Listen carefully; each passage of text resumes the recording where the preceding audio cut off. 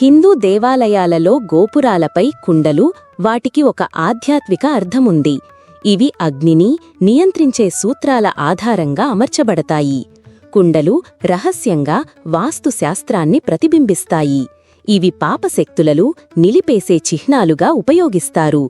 ప్రతి కుండలో పవిత్ర శక్తి నిల్వ చెయ్యబడుతుందని నమ్మకం. ఇవి విభిన్నమైన ఆకారాల్లో ఉండవచ్చు, మట్టి, లోహం, రాతితో. కుండల సంఖ్య ఆలయ నిర్మాణంలో శిల్పపరంగా నిర్ణయించబడుతుంది. ఈ కుండలు దేవతాశక్తుల ప్రతికృతులు. విజ్ఞానాన్ని నిలుపుకునే పాత్రగా భావిస్తారు. వర్షం లేదా తాపాన్ని అదుపు చేయడానికి శాస్త్రబద్ధంగా అమరిక. ఇవి శక్తి సమతుల్యతకు సూచికలు. ఆలయం మునుపటి జీవశక్తిని నిలబెట్టేందుకు ఇదొక భాగం. శబ్ద తరంగాలను ఆలయం లోపలికి రానీయకుండా అడ్డుకుంటాయి. అధిక వేడి లేదా పిడుగుల నివారణకు సహాయపడతాయి. ఇవి దేవాలయ ఆకాశశక్తిని నిలబెట్టే పాత్రలు. బలియకుండు అనేదానికి ప్రత్యేకమైన వాస్తుస్థానముంది. ఇవి క్షుద్రశక్తుల తలుపులను మూసివేస్తాయి.